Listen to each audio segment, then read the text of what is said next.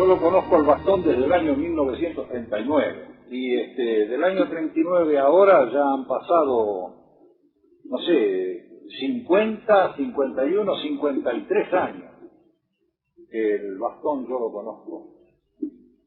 Y después del año 48 ahora ya van como 43 años que sigue conmigo Jimmy Winky.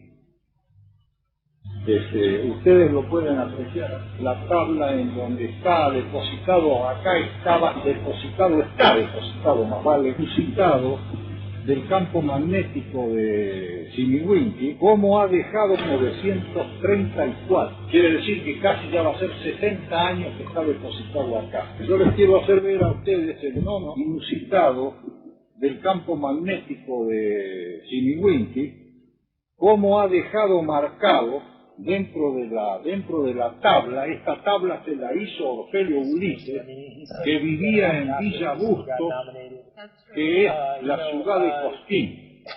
Cosquín significa en quichua o en comechingón la Nueva Cusco. La Nueva Cusco quiere decir que no eran tan sonsos los comechingones ni los quichuas que vivían en la zona, que le llamaban a eso, le llamaban Nueva Cusco, a la ciudad, porque era una especie de Cusco, de Cosco, para los comechingones. Y yo lo que les quería hacer ver a ustedes, no sé si lo pueden apreciar, es cómo quedó manchado y cómo ha quedado el cuerpo de Chimiwinki a través de 60 años o 60 y pico de años, no sé cuánto, cómo ha quedado marcado y cómo el maestro lo tenía prendido por un clavo acá arriba y puesto en la pieza de su casa, en el comedor de su casa, en la Nueva Cusco. Yo les voy a decir, ustedes tienen un cerro que se llama el Pan de Azúcar, en Cosquín.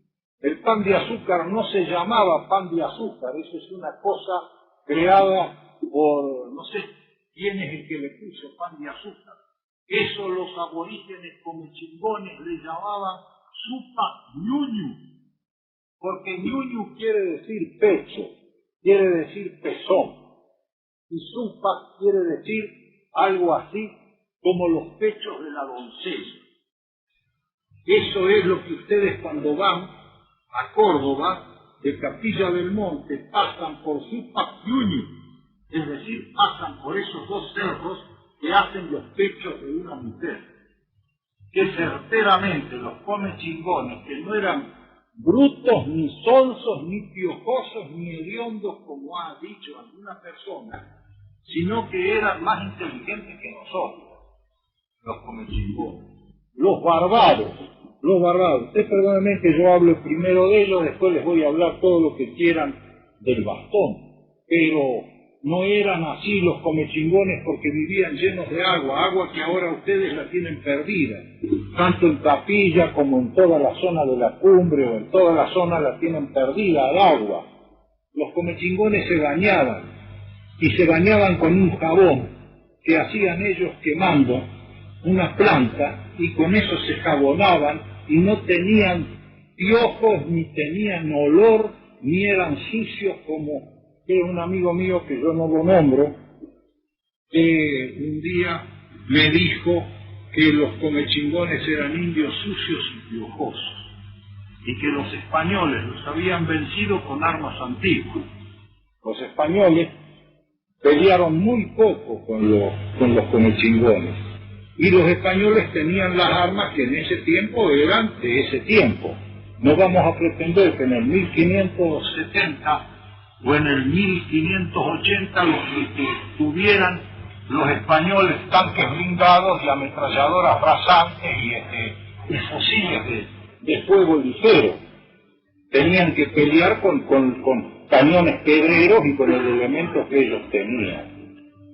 Entonces, yo le hice a él la salvedad de los reyes de Inglaterra, porque él es hijo de irlandeses.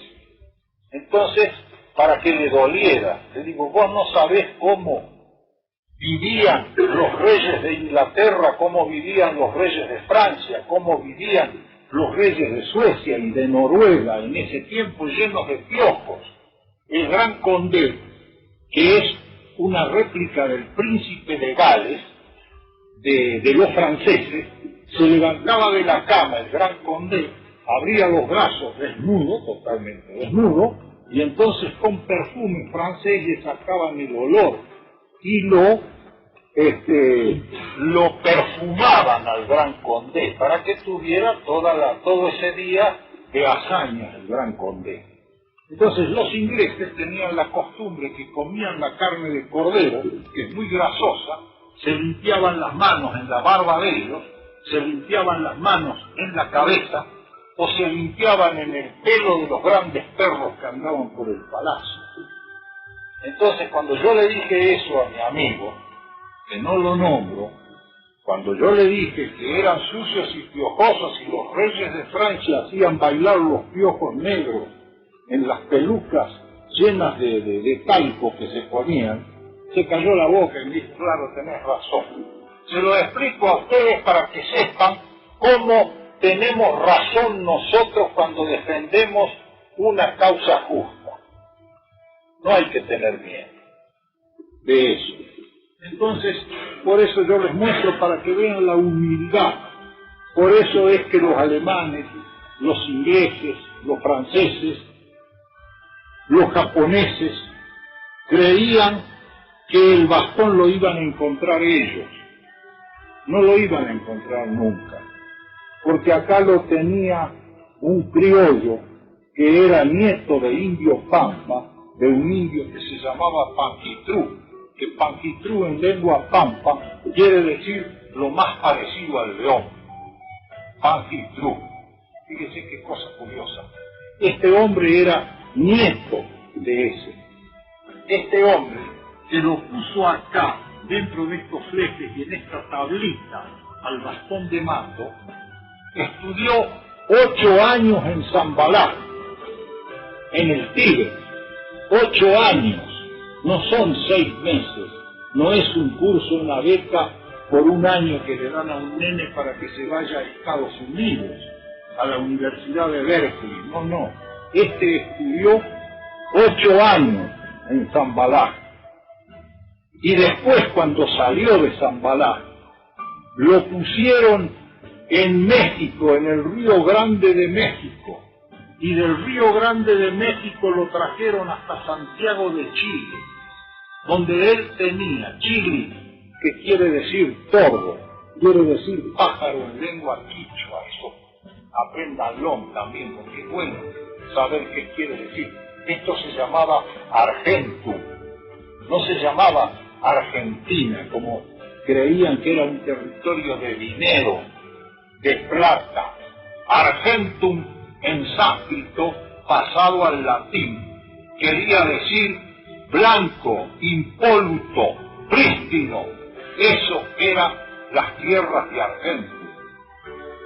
Les explico, porque esto es muy bueno saberlo también. Que no quería decir plata, que no quería decir dinero, sino quería decir blanco, impoluto. Eso quería decir Argentum. Esto es bueno también, que la gente lo sepa. A un gran cacique de estas tierras, que, digamos, tierras porque era chileno, invasor, pero era, digamos así, también un aborigen que se llamaba Cafulcurá. Cafulcurá, el padre de él, le impuso ese nombre metafísico a su hijo, para que el hijo revolviera cielos y tierras y encontrara el bastón de mando. Pero quien ha leído los poemas inconclusos de Ofelio Ulises sabe que él no lo podía tener, porque lo primero que hizo cuando empezó a tener poder, Juan Cafulcurá, piedra azul, que eso quiere decir en lengua pampa araucana, quiere decir piedra azul. Y esto es azul negro. Y ese cacique tenía un mandato de encontrar ese bastón. Estas son cosas que se las digo para que tengan una referencia de ello. No lo pudo tener porque él se puso emperador de Salinas Grandes, es decir, un cargo temporal, un cargo que a su fisonomía de aborigen guerrero le era mejor que decirse cigüeña blanca, por ejemplo. Entonces él, Capulcurá Piedra Azul, lo primero que hace un sello en Chile que decía emperador Juan Capulcurá, general, emperador de Salinas Grandes. Y después comete una tropelía en la Argentina, en una localidad, en un paraje que se llama Masayé, del idioma borogano, que es lo mismo que decir Pampa, Rangel, Picunche, Pehuelche, Pehuenche, es todo más o menos lo mismo. En Masayé, el día 13 de agosto de 1833, ese gran cacique Capulcurá Piedra Azul convoca a un tautún. El tautún era sagrado para el aborigen, para el indio. Era sagrado, era un parlamento. Entonces los convoca y vienen todos los grandes caciques de la Pampa, es decir, del sur de Córdoba, de la provincia de Buenos Aires, de San Luis, de Río Negro, de Chubut. Vienen y se sientan a fumar la pipa de la paz. Que la pipa de la paz, yo les aclaro, era una droga que fumaban ellos para tener una grandilocuencia que no la podían poseer por medios comunes. Eso era la famosa pipa de la paz. Entonces Capulcurá los manda a degollar con 300 guerreros araucanos que trae de Chile. Es decir, él hace invadir esta tierra de Argentum con 300 hombres que trae de Chile escogidos y los hace pasar a degüello a los caciques que están reunidos en el gran Tautún de Masayé. Entonces él se despertaba de noche con las manos, él las veía las manos ensangrentadas en sangre y decía, esta es sangre de mis hermanos, ¿cómo puedo yo poseer la piedra si tengo las manos llenas de sangre? Vea usted qué fondo esotérico, qué fondo metafísico tenía todo esto. Capulcurá, Piedra Azul, no podía tener, él no lo podía encontrar. Fíjense que lo busca en todo el sur de la provincia de Córdoba, lo busca en Chile, lo busca en Río Negro, lo busca en San Luis, no lo puede hallar. Y el bastón descansaba en el Uritorco, en el Cerro Macho o el Cerro que truena, o el Cerro de los Loros, como le llamaban otros, porque tenía varias acepciones la palabra Uritorco, que es este cerro maravilloso que tienen acá los hombres de Capilla del Monte. Es el más alto de las sierras de Viaraba. Ya van a ver ustedes, dentro de poco, cuando yo les explique qué significa Viaraba y Charaba y qué personaje viene hiperbóreo europeo a juntar el bastón de mando o Simihuinti, o la piedra de la sabiduría, con esto otro que se llama el Santo Grial. No vayan a creer que el Santo Grial tiene nada que ver con ninguna religión. Es un vaso sagrado, sí, en donde recogen la sangre energetizada de Cristo cuando le dan el lanzazo y lo matan. Entonces, abajo ponen ese vaso, por eso se llama el cáliz sagrado o el vaso sagrado. Lo ponen y recogen la sangre energetizada de Jesucristo o la luz de la salvación. Esto se los explico porque es bueno que lo sepan, que también lo sepan porque forma parte de la historia argentina que desgraciadamente no vemos nunca ni sabemos nunca nada de ella. porque esto de Capulcurá, esto de Masallé y de todo eso, nunca jamás hemos podido conocer a ciencia cierta. Entonces, vienen todos estos individuos a buscarlo y ninguno sabe que ya lo tiene en su poder un humilde maestro de escuela que se llama Orfelio Ulises. Y Orfelio Ulises significa la música cósmica que lo acompaña a él. Eso significa Orfelio Ulises. Ulises es el gran navegante, aquel que busca el vellocinio de oro. ¿Se da cuenta? Aquel que busca el vellocinio de oro con Jasón y con otros compañeros de la Grecia antigua. Entonces, este hombre que lleva la música cósmica tiene ese bastón que representa la metafísica de Argento, la metafísica del cono sur de Armor. Eso es lo que representa. Y el Santo Grial, que representa todo lo que es, digamos así, todo lo que es la sabiduría y todo lo que es el poder espiritual de los hiperbóreos europeos. Europeo es una palabra que es Eurasia en realidad, porque es un pronunciamiento del Asia dentro de lo que es el océano Atlántico, y eso es lo que se llama Eurasia, le llamaban los antiguos. Europa no es nada más que una leyenda que echan a correr, una leyenda de una princesa que se llama Europa, y ellos la echan a correr y queda bautizada como Europa. Pero el Santo Grial representa un poder, y el bastón de mando representa otro poder. Entonces, hay un caballero alemán, que no es inglés, que es alemán, que se llama Parsifal, que es el que trata de unir ese Santo Grial con el bastón de mando. Por eso viaja 2 veces a las sierras de Viaraba y Tiaraba, palabras sánscritas que quieren decir, palabras sánscritas como chingona, quichua, lo que ustedes quieran, sanaviona, Viaraba y Charaba, que quiere decir lo que luego los españoles bautizan o rebautizan como sierras chicas, o sea, Viaraba, y sierras grandes, o sea, Charaba.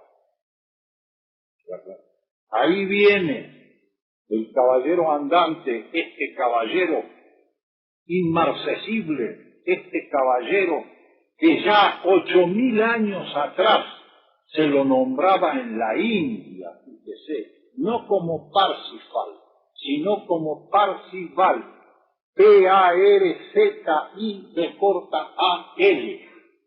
Así se lo llamaba en la India. Quiere decir que era un caballero. ¿Cómo era un caballero? Nacido 8.000 años, y en el año 1150, 1170, viaja a las sierras de Viaraba y Charaba para unir los dos poderes espirituales de Armórica. Era un hombre que había tenido otras vidas y que ahora estaba ubicado en ese contexto del año 1170. Es el escudero de Sir Lancelot, es caballero de la corte del rey Arturo y tenía asiento privilegiado en los 12 caballeros de lo que formaban la corte del rey Arturo. Fíjese qué historia se teje y se entreteje en todo esto. Hace un rato yo le mencionaba a la gente que Parsifal parte en su primer viaje documentado históricamente. No vayan a creer que esto es una cosa de la mitología, no, es de la historia. Parte del puerto de Rochdale. ¿Y sabe dónde quedaba el puerto de Rochdale o de Rochdale? Quedaba en una península que ahora le llaman de Bretaña, pero que en aquel tiempo y por miles de años se había llamado Armórica. Quiere decir que él partía de Armórica para venir a Armórica. ¿Se da cuenta usted? Él arma su nave y se viene a estas tierras y después se vuelve. No se sabe qué hace en ese periplo, en ese viaje. Pero después, cuando muere el rey Arturo y entrega su espada al caballero Belvedere para que la arroje al lago sagrado, hasta ese tiempo se llamaba Ángel Terra. Tierra de los ángeles se llamaba Inglaterra. Entonces, cuando el rey Arturo está moribundo por la herida que recibe en la batalla de Cambrian, porque es otro hombre que tiene vidas de otra época, cuando él está por morir, le entrega a Belvedere la espada y le dice que se la tire al lago sagrado. Y ahí es donde sale la famosa mano de mujer que la toma la espada en el aire y la introduce dentro del lago sagrado y se pierde Excalibur, que quería decir la ciudad de Cali, aquella famosa diosa india que tenía 6 u 8 brazos. Vea usted todo lo que se teje y se entreteje, qué hermoso sería explicárselo a los niños, a los jóvenes y a los adultos en la República Federal. Y eso nunca se da, eso nunca se explicita, eso queda perdido no en una mitología, porque no es mitología, es histórica. Y en ese viaje a donde muere el rey Arturo, o Arctor, que significa estrella polar, eso es curioso, estrella polar, sí. Arctor, y ahí se deriva Arturo. ¿Se da cuenta? Él hace el viaje de una ciudad en donde está el cerro del Thor, el cerro del fuego, el cerro de la fragua, del dios del fuego, que es Thor. ¿Se da cuenta? Sale de ahí. Y la ciudad se llama Glastonbury, que quiere decir, apocopando las palabras, quiere decir la ciudad del espejo de piedra. ¿Se da cuenta? Qué cosa curiosa, qué terrible. Y ahí de ese puerto de Avalon parte en la segunda expedición a las sierras de Viaraba y Charaba, a donde Parsifal quería encontrar el bastón de Malta y unirlo con el Santo Grial y con la cruz de los templarios, que era la cruz gamada. No se asusten de la cruz gamada, porque es una cruz que existe hace miles de años en el planeta Tierra. No tiene nada que ver con otra cosa que la imaginación loquita de la gente. Esta es la cruz gamada. Entonces, parece ser que en ese viaje y en el templo de piedra muere Parsifal, que quería decir el caballero de Persia. Porque Persia, lo que es hoy el Irán, es una zona, los medos y los persas, es una zona muy especial de la historia. Fíjense en que el sable corvo del libertador San Martín, José de San Martín, es mandado a hacer en la alquimia persa. Eso no lo sabe nadie. Eso cuando se daba por radio, los alumnos venían y me decían, pero doctor, esto es espantoso, ¿cómo puede ser que el sable corvo de San Martín haya sido hecho en la alquimia persa? Nosotros le hicimos la espectrografía al sable corvo de San Martín. El sable corvo del general San Martín no era para para matar, era para conducir pueblos a la libertad. Y había elementos físicos puestos dentro de ese sable corvo que no existen en la química contemporánea.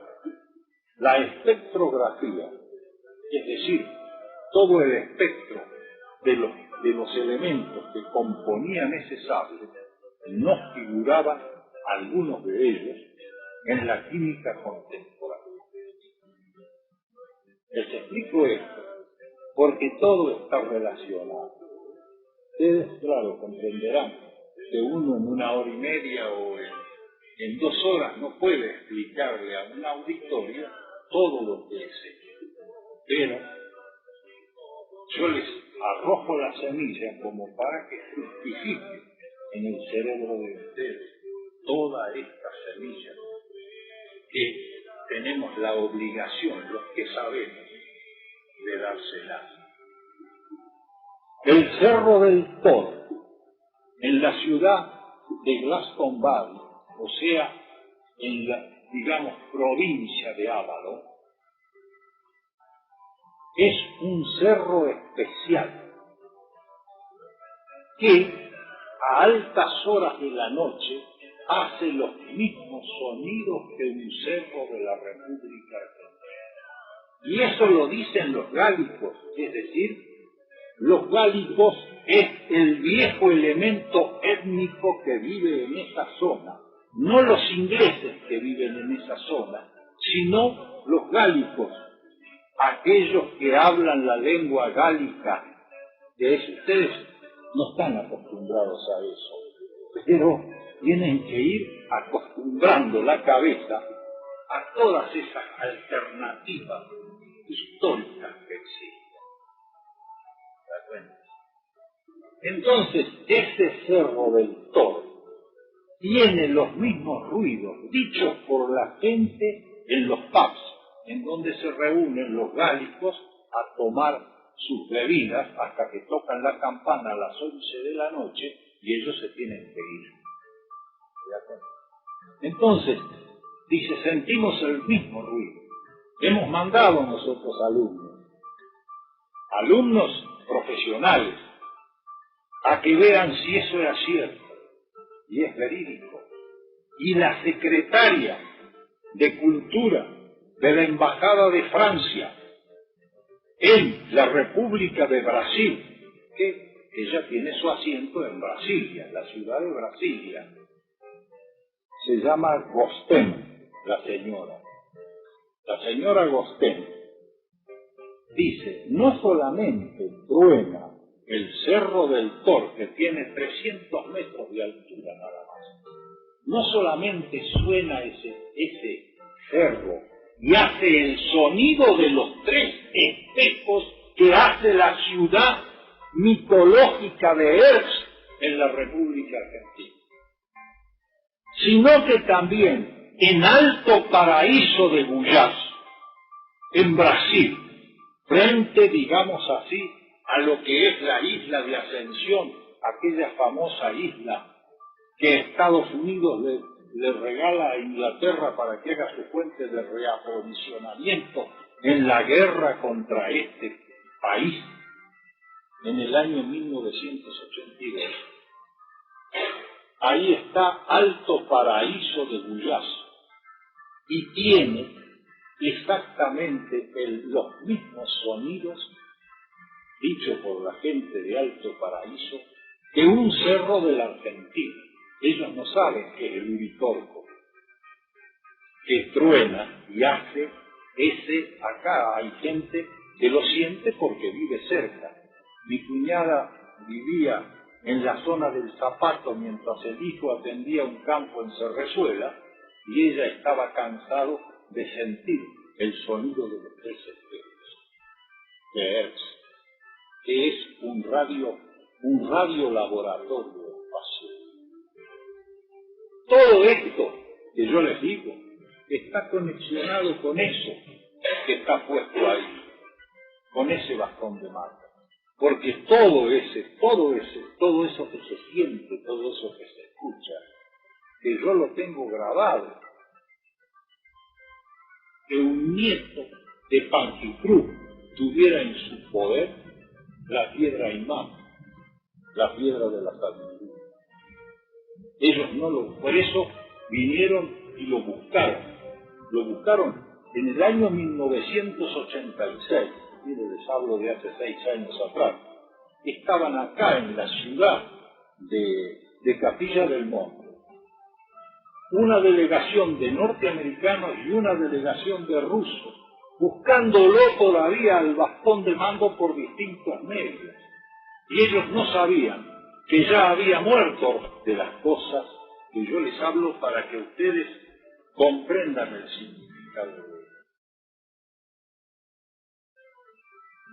Comprendan que Cajulcurá se llamaba, porque el padre había impuesto el designio que el hijo Piedra Azul tenía que encontrarlo al bastón, porque era la piedra imán.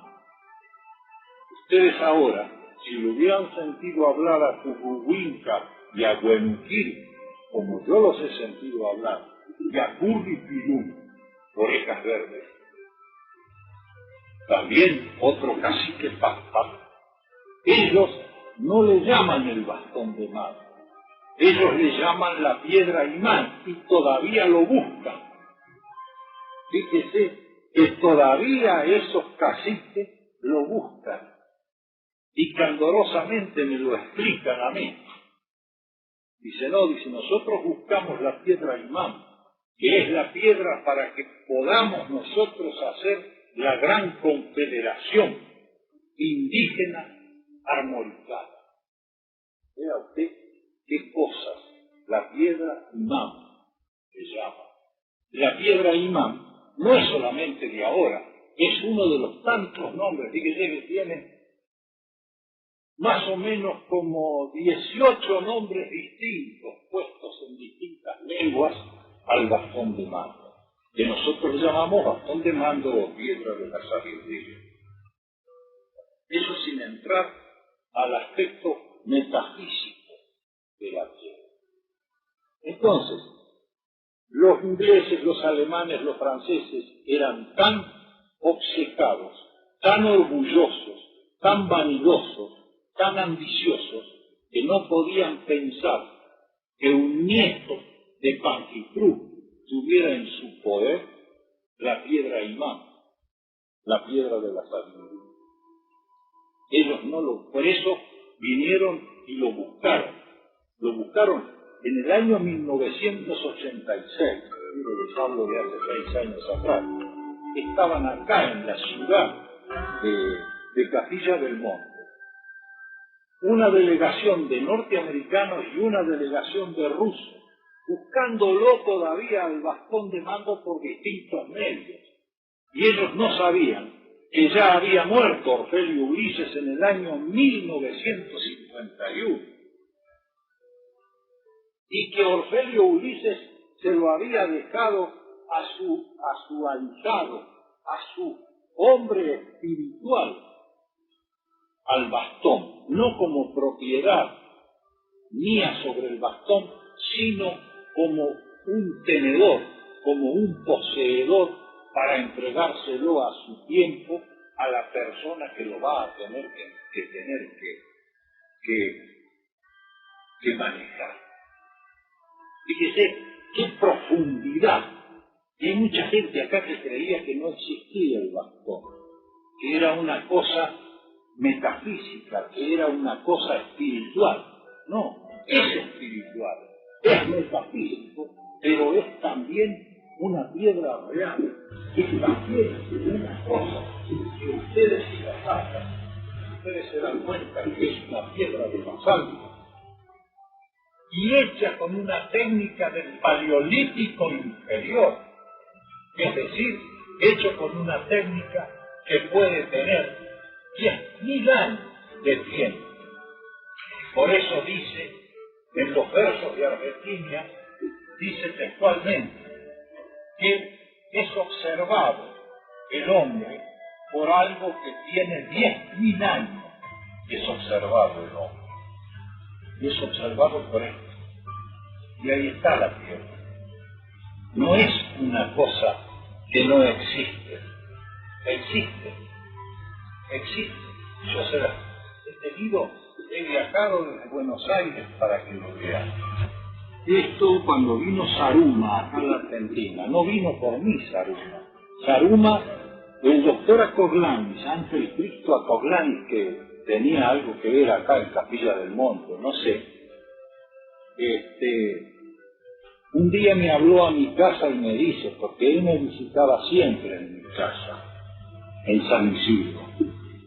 Entonces me habla el doctor Acoglanis y me dice, en estos días va a ir el maestro Saruma a conocerlo a usted.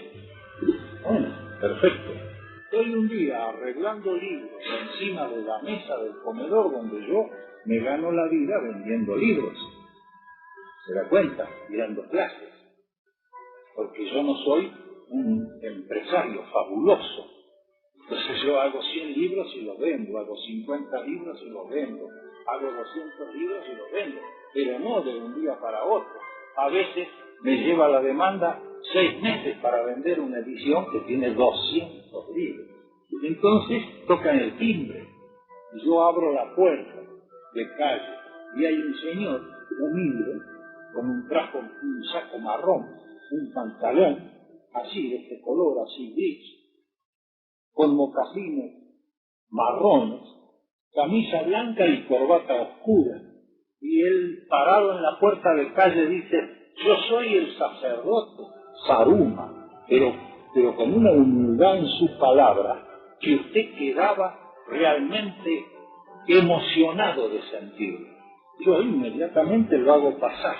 Entra Saruma a mi casa y después que estamos conversando un rato, él me dice que quería conocerlo al bastón, porque ellos en el Tíbet lo vivenciaban, pero quería saber si era igual a mí, que él me tenía presente y que ellos me vivenciaban en el Tíbet.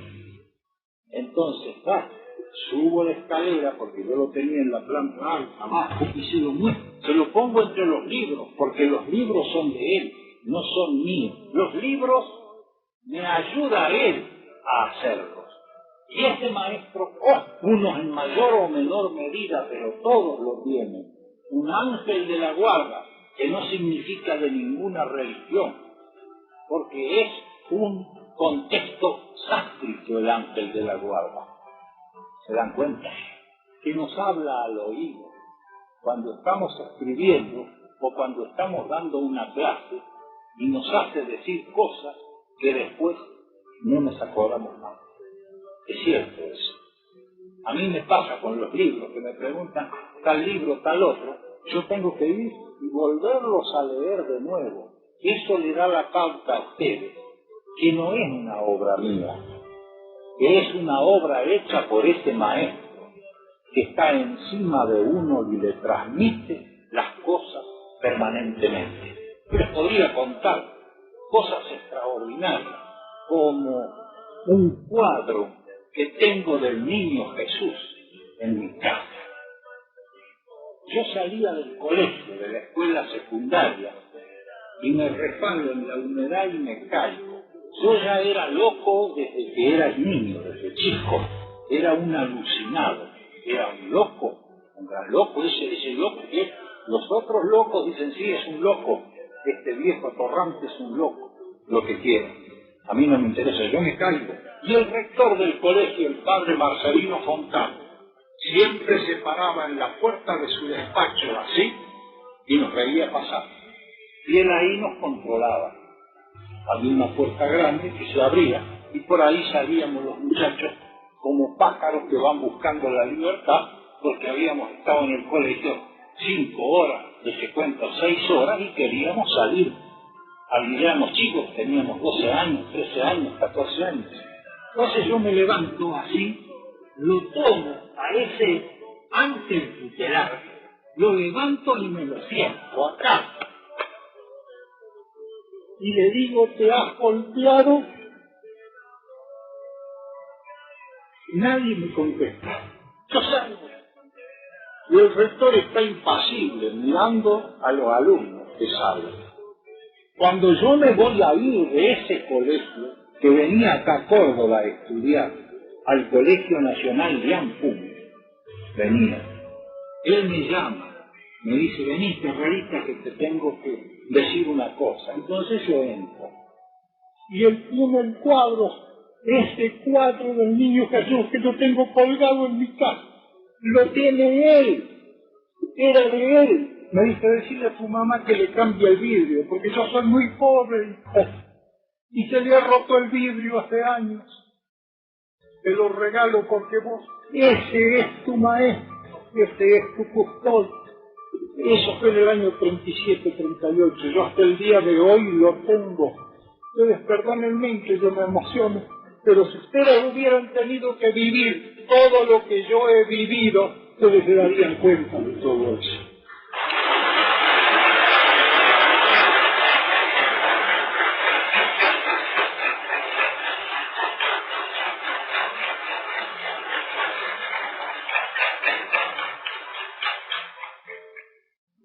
Les hago esta disgregación del Niño Jesús para que vean cómo existe un maestro, cómo el hombre tiene algo que le dice hace esto, hace aquello y cómo lo acompaña.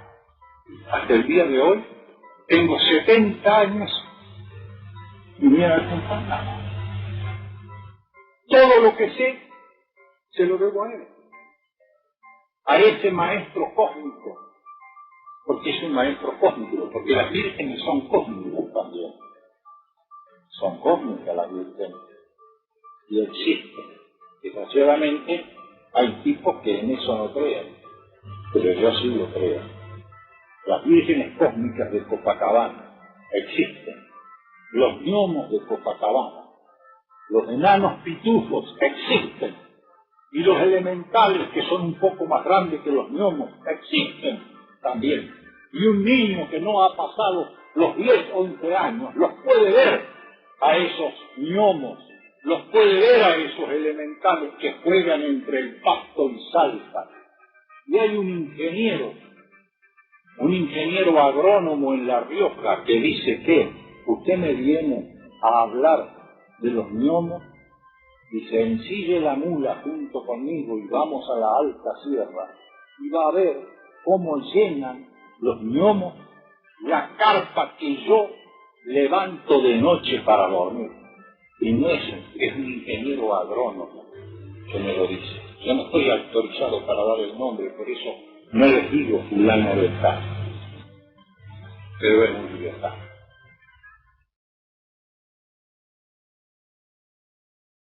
Y así como acá ustedes tienen la ciudad de Erz, con su templo de Lejera, con su sacerdote supremo Huitlaicón, que es un nombre quichua también, es un nombre quichua, es un nombre comechingón, es un nombre armoricano Huitlaicón.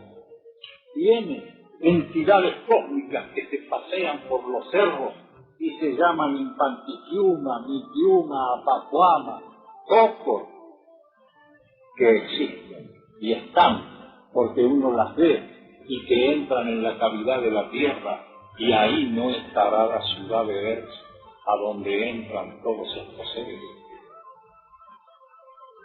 Ustedes viven muy cerca, y a lo mejor muchos dicen, no, eso no pasa, pero yo que vengo desde el año 41, acompañado de grandes maestros como era el ingeniero von Hauchi, que era contratado por la Academia Nacional de Ciencias, y venía de Alemania contratado el ingeniero, como era Aníbal Monte, un ingeniero civil, como era Francisco Torres, nacido acá en Villa de Soto, nuestro profesor de Sociología y de Metafísica en la Universidad de Córdoba. Y ellos me enseñaron a mí. Sí, hijo, dice, existen, pero ellos les llamaban espíritus. Son espíritus que brotan de los cerros, que brotan de las lomas, que brotan de las quebradas, que brotan de los valles. Son espíritus de todos los seres que han muerto por centenares durante miles de años y alegran con sus luces toda esa magnificencia de la tierra.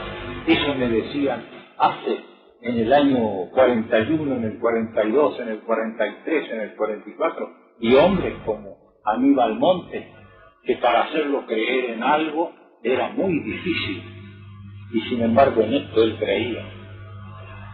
Y así como Aníbal Montes, le digo, de otros profesores más, que venían con nosotros y pasaban la noche en el cerro, y Orfelio Ulises venía y les daba clases. Se venía de la ciudad de San Francisco, donde él tenía la primera escuela hermética primordial de las Antípodas, que él había fundado él acá. Y venía Orfelio y les daba clases, y nos enseñaba a nosotros. Y fíjese que en aquel tiempo, él ya decía, los monjes tibetanos me han dicho tal cosa. Yo iba a mi casa y le decía a mi padre, mira papá, este viejo nos está mintiendo. ¿Cómo va a hablar él con el Tíbet que está a 26.000 kilómetros de distancia? Que él, el maestro, te dice la verdad. ¿Sabe cuándo yo me enteré que eso era cierto? En el año 1971, cuando los norteamericanos tenían el Nautilus, aquel primero o segundo submarino atómico nuclear, que estaba a 3.000 metros de profundidad en la Antártida y transmitía noticias a su base naval, y de la base naval le retransmitían a la nave.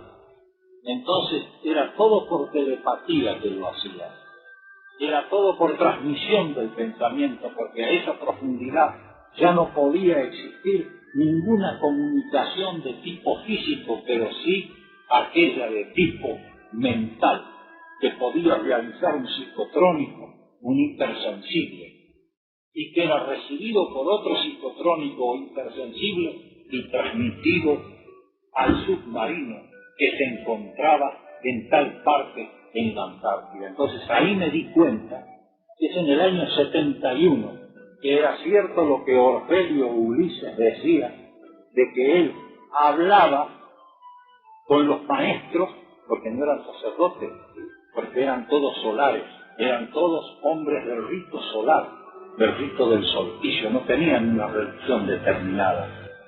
Y él hablaba al Tíbet y ellos le contestaban acá en la República Argentina. Es realmente, le digo que es maravilloso. Es una cosa que a uno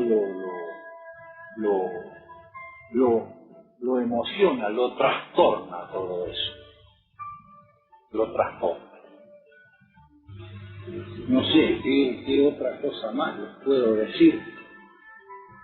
Tanto me han hecho hablar ahí afuera hace un rato que me han dejado medio alelado, en serio, ¿no? Me hicieron hablar, ahora son las 12 menos 10, me hicieron hablar ahí afuera 2 horas y pico, entre uno y otro, una sola cosa le quiero preguntar, doctor. Preguntaba y eso venía otro, y después venía otro, y venía otro, y así claro, medio me han sacado, fíjese que no he traído nada escrito, medio me han sacado todo, y todo se lo han llevado de esa manera. Preguntan lo que quieren preguntar, el que quiere preguntar algo, pregunta. ¿Cuándo se encontrará el Santo Grial? Porque el bastón de mando lo tenemos, pero el Santo Grial sabemos que existe en un templo de piedra, en el Cerro Uritorco también, pero no sabemos en dónde está. Tenemos una idea de dónde puede estar. Hay gente que hace viajes astrales y entran a la ciudad de Erz, lo mismo que al templo de piedra, a donde dicen que está muerto Parsifal y ha quedado de custodio en la puerta con sus huesos nada más y su espada brillante. Eso es todo lo que sabe uno. Pero la existencia en sí, de uno podemos dar noticias, que es del bastón de mando, pero del Santo Grial, ¿cómo damos la noticia? Fíjese que hay gente que lo ve al Santo Grial, que ve el libro que se lee y no se lee, y que ve la cruz de los templarios también. Pero ¿y a dónde está el templo de piedra? ¿En qué lugar está ubicado? Eso estaría destinado a una obra de regeneramiento de la especie humana, a una obra digamos así, exclusivamente espiritual, porque el hombre para mejorarse tiene que espiritualizarse. Mientras no se espiritualice el hombre, mientras no transmute de acá, mientras no cambie lo que él cree en su memoria genotípica o ancestral, deje de creer eso y crea en otras cosas, el hombre no se va a espiritualizar. Entonces ese es el regeneramiento de la especie humana. Por eso hay triángulos de fuerza. Por eso hay un triángulo de fuerza que funciona entre Calaguala, el Cerro Colorado y Cerrezuela, ese triángulo que le han puesto el triángulo de Terrera, porque yo lo explicité por primera vez, pero no me corresponde a mí, porque es un triángulo que lo conoce todo el mundo. ¿Se da cuenta? El triángulo menor de fuerza. Entonces, en ese triángulo menor de fuerza, no se olvide una cosa, que Parsifal, cuando viene en el segundo viaje, trae los 3 caballeros del número impar, casualmente para que le hicieran el triángulo de fuerza. Pero no se sabe si eso es astral o si eso es real, si eso es espiritual o es corpóreo. Es como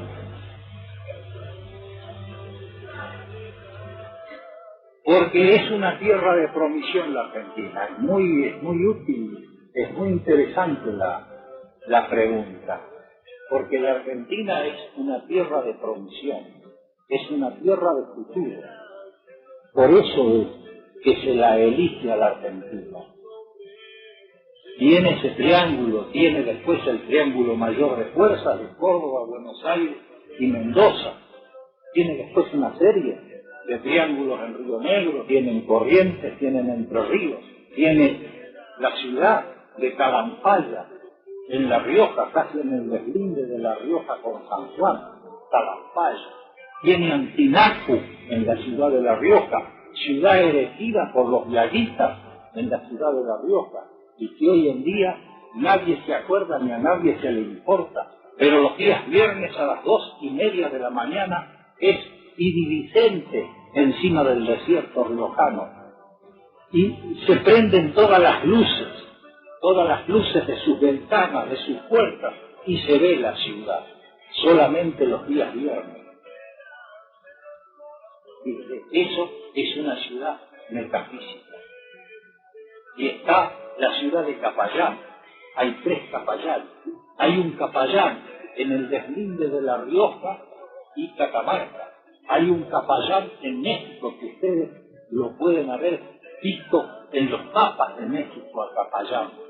Y hay un Capayán también en el territorio norteamericano, en la Baja California. Está Capayán. Capayán arriba, Capayán de México y Capayán de la Argentina. ¿Y por qué se llaman Capayán esas 3 ciudades?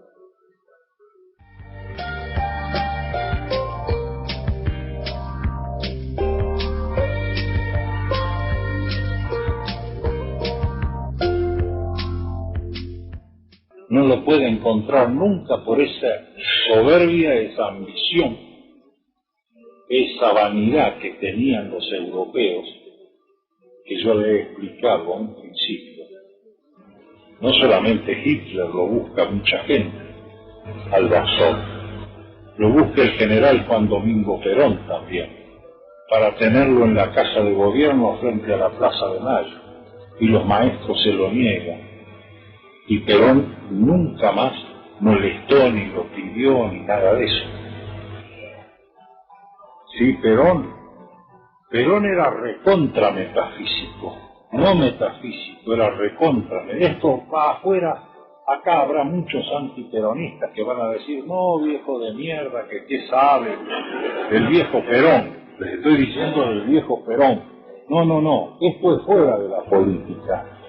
Perón era de la escuela científica Basilio, era espiritista de la escuela científica Basilio. Perón, por ejemplo, iba a clase a la escuela científica Basilio, ahí a la calle Rausa, con el hermano Lalo, cuando era director de la escuela, que tiene muchas filiales en toda la República, la Escuela Científica Basilio. Yo creo que si no hay acá en Carlos, acá en Capilla del Monte, lo hay. Quiere decir que, vea, si no hay en todos los pueblos de la República, yo no sé lo que le digo.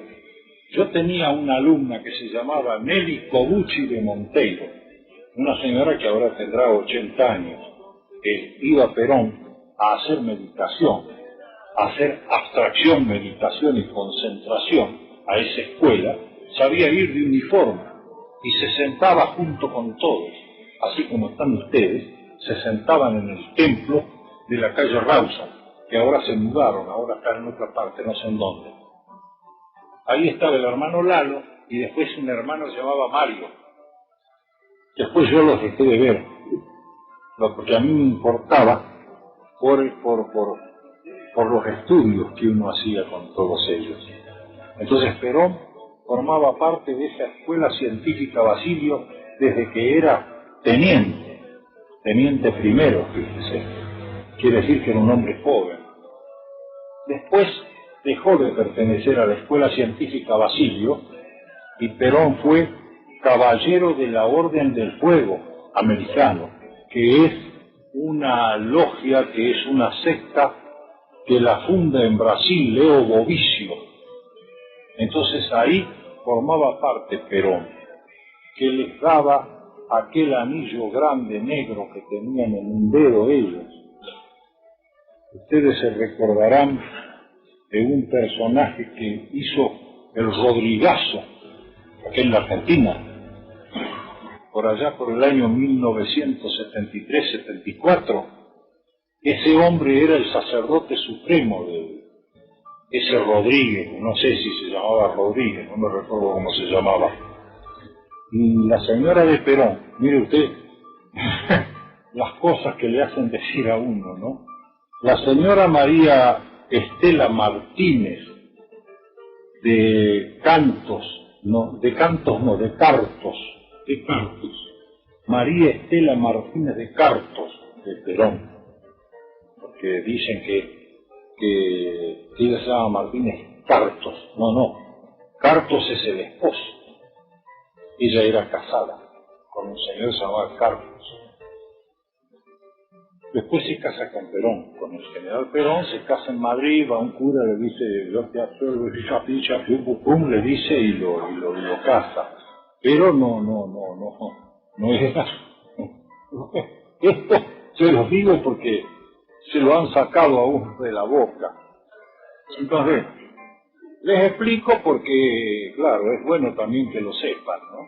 Acá había un gran cantor que se llamaba Cartos, el gordo del mundo Cartos, que cantaba como los dioses, sobre todo cantaba la cautiva, moza cautiva del alma regida, cantaba como los dioses cantaba. Bueno, ella tenía ese mismo apellido, Cartos, de Cartos. Y a mí un día me tocó ver una misa que daban ellos, en donde la señora era la sacerdotisa suprema de ese culto. De los caballeros americanos, esto me puede costar la cabeza a mí, ¿no? De los caballeros americanos de la Orden del Fuego. Le digo, pues yo estuve en la vereda de enfrente, en donde se iba a hacer el altar de la patria. Las empleadas de la facultad me llamaban y dijeron, a usted que le gusta mucho todas estas cosas, mire. Y ahí habían levantado un altar, etcétera, etcétera. Y todos estaban vestidos como obispos, como arzobispos. Bueno, se da cuenta de lo que es. No, todavía no sabemos quién es. El próximo se protege. Yo no hago ninguna fuerza, mire cómo ando yo, que a mí me agarran y me ponen una cortapluma en la barriga y yo lo entrego, no sé cómo, ¿no? Pero esa es la verdad, sí. Y tendría que haber empezado ya, o ha empezado la obra del regeneramiento. ¿O usted se cree que lo de Color de Melo es moco de pavo acá en Surarmónica? Claro, y junto con Color de Melo puede caer mucha gente. No puede caer nadie o puede caer mucha gente. pero ya me están llevando a una esfera política que yo no la quiero tocar porque no. El bastón estuvo acá en Capilla del Monte en el año 1985, cuando estaba vivo todavía Ángel Cristo Coglanes. Yo lo traje de Buenos Aires y estuvo en el Cerro, en el Torco, y después ha estado públicamente en Marco Juárez, en la ciudad de Marco Juárez, acá en el territorio de la provincia de Córdoba, que había una multitudinario, no vayan a creer que era como acá, que hay 100 personas. Marco Juárez, la gente creía que había una concentración política, que era una, no sé, que era como si eligieran un presidente, una cosa así, porque había gente desde Rosario hasta Capilla del Monte. Había gente de acá, había gente de Villa María, de Córdoba, había gente de Marco Juárez, había gente de, ¿cómo se llama?, de Correa, de Cañada de Gómez, de Rosario. Era una cosa multitudinaria que se hicieron, y tienen mucha. Por eso le digo, esto está acá, está puesto acá. El que está transmutado sabe, el que no está transmutado es al ñudo que lo fajen al que nace barrigón. Claro, esto es una cosa de transmutación. Para mí que existe mucha relación, porque cuando lo trajimos ya se había ido Saruma, y Saruma él solo levantaba con sus manos hasta 22 entidades cósmicas. Lo he visto yo levantar a Saruma 22 entidades cósmicas. Claro, lo que pasa es que ustedes no han sentido los mantras, ni han sentido las grabaciones, todas las cosas que se hizo en su tiempo con todo eso. Y cuando estuvo a Coglanes, en el año 85, en mayo del 85, pocos días después de irse Saruma, para siempre, porque no lo vimos nunca más, con el bastón de mando, se hicieron hermosuras con las entidades. Y el mensaje que nos transmite es el de hacer una nueva Argentina. El de hacer, y no una nueva Argentina, sino todo lo que está relacionado con este país. Es decir, con todos los países limítrofes, con todo eso. Eso es el mensaje del bastón. Claro, todo eso hay que leerlo. Porque eso está explicitado. Eso está dicho. Hay material. Desgraciadamente yo ahora traje 2 o 3 libritos de cada cosa, a un precio tan ridículo que la gente creía que eran usados los libros. Le digo la verdad, porque es cierto. Pero yo lo hacía por el hecho de que se conociera entre la gente eso. Pero he traído pocos, he traído 2 o 3 libritos de cada uno. Por eso ya no quedó más el bastón de mando, no quedó más El hombre y la sociedad, que es un libro traducido al idioma inglés en la ciudad de Denver, para las tesis de psicología, sociología y antropología. Fíjese qué interesante. Una vez que hay muchas, pero está el Valle de los Espíritus, está antropología metafísica. Yo le digo que son libritos que con 5 pesos y pico usted los compra, nuevos en tierra, o en los hiperbóreos de Córdoba, o en Gandhi de Córdoba. Acá también, me parece que he visto ahí, encima de la mesa, no sé qué librería será, ahí también he visto que los tienen. Está Zambalá, está Símbolos Únicos, el bastón de mando, está Saruma también. Hay un librito que tiene 70 y tantas páginas que se llama Saruma, un ser cósmico. Porque para mi estructura mental, Saruma era un ser cósmico. Era un maestro cósmico. Era un ser venido de otro mundo. Le digo la verdad, no. De eso no conozco nada, ni casi incursiono en eso yo tampoco. Y no, casi no incursiono. y más así noticias que vienen de España, yo le tengo mucho temor, yo la tamizo mucho a la información que viene, no por nada. Bueno, los espejos son 3 espejos que funcionan al unísono. El primer espejo es para el planeta Tierra, es para poder manejar el planeta Tierra, para poder conocer lo que tiene el planeta Tierra. Ese hace un ruido sumamente liviano. Perdónenme, pero hace pim, pim, pim, pim, pim, pim, pim, pim, pim, hace un sonido así. Está grabado, todo eso está grabado, eso no. Después está el segundo espejo, o el segundo laboratorio espacial, llega hasta la mitad cósmica, hasta la mitad del cosmos, y eso tiene otro sonido. Y luego hay un tercer sonido que ocupa toda la magnitud cósmica.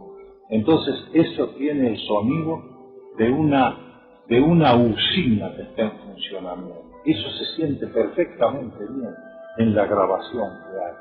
No se conoce nada. No se conoce, claro, porque cada cual tiene su especialidad.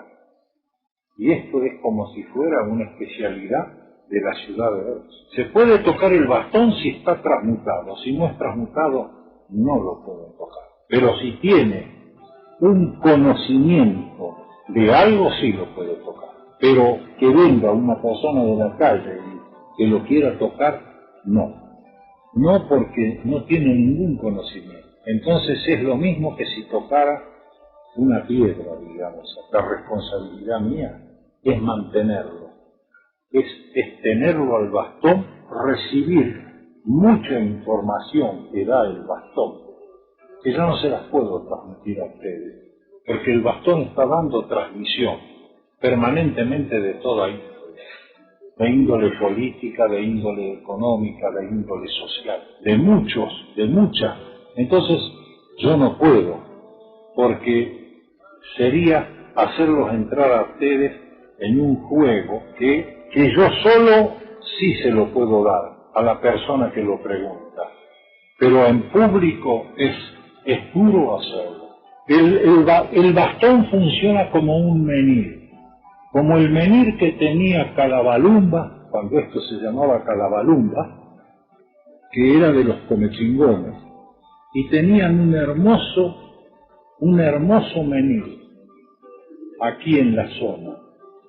Y un señor X dijo que ese menir era una manifestación pagana, de un pueblo pagano, porque claro, los comechingones no eran realmente, bueno, dejemos las cosas. Y entonces había que sacarlo porque dañaba a la gente, a los animales y a los vegetales. Dañaba el menir. Eso es contado por el ingeniero Aníbal Montes. Yo eso lo tengo referido en libros y en todo. Eso es tan cierto como tomarse un vaso de agua.